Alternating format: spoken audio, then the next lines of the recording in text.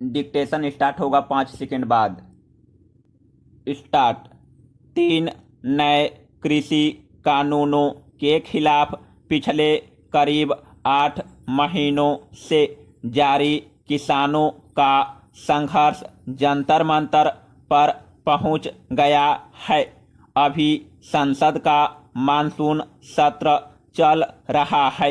ऐसे में देश की सर्वोच्च पंचायत से थोड़ी दूरी पर किसान संसद के आयोजन का उद्देश्य स्पष्ट है।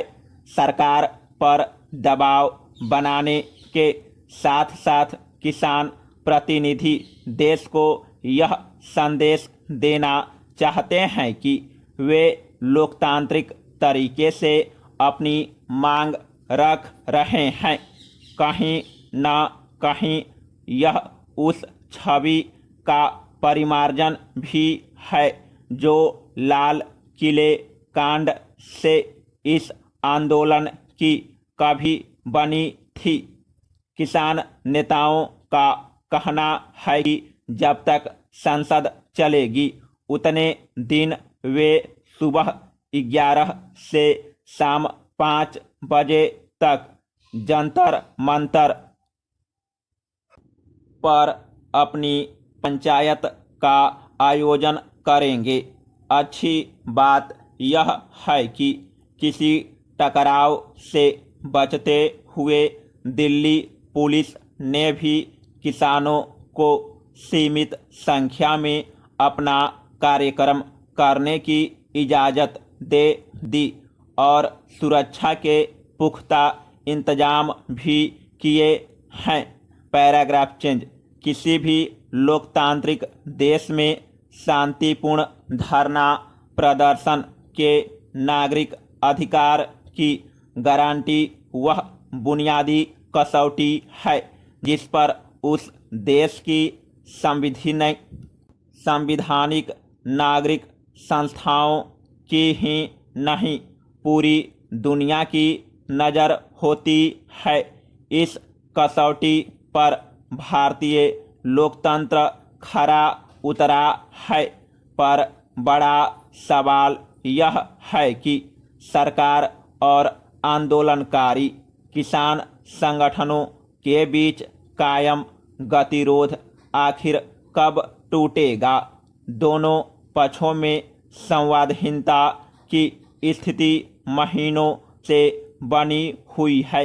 हालांकि कृषि मंत्री नरेंद्र सिंह तोमर ने कल कहा कि किसानों को कृषि कानूनों के जिस भी प्रावधानों में आपत्ति है वे हमें बताएं।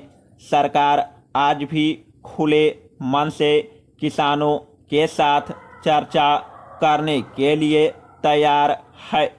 निस्संदेह बातचीत से ही समाधान निकलता है और कृषि मंत्री ने अपने तय एक मुनासिब रुख दिखाया, लेकिन मंत्रिमंडल में उनकी ही एक सहयोगी ने कल ही किसानों के लिए जिस तरह की भाषा का इस्तेमाल किया वह बातचीत की राह में रुकावट डालने वाली थी।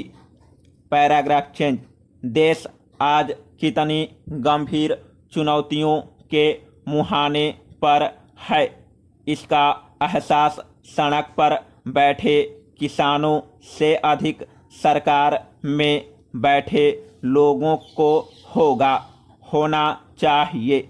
महामारी के इस मुश्किल वक्त में देश की अर्थव्यवस्था को सहारा देने में कृषि क्षेत्र की भूमिका किसी से छिपी नहीं है।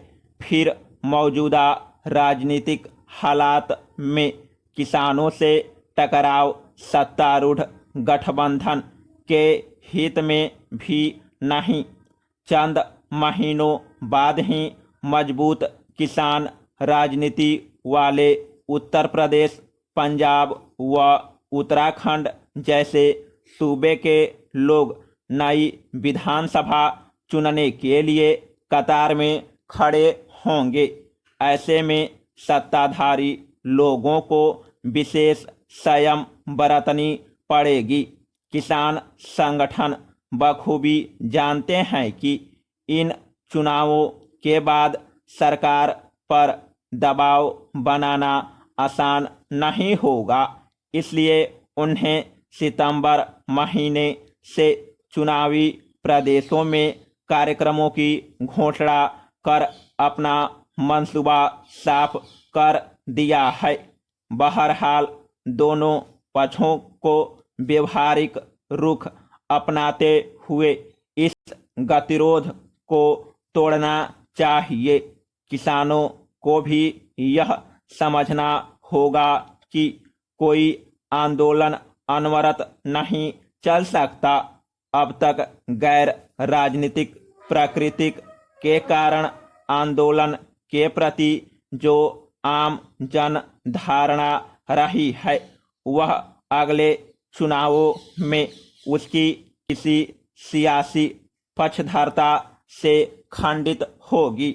इसलिए उसके उद्देश्य की सूचिता भी इसी में है कि किसान बातचीत के जरिए अपने हितों की गारंटी सरकार से हासिल करे। देश का हित न किसानों से अलग है और न किसानों का हित देश हित से परे जा सकता है। समाप्त।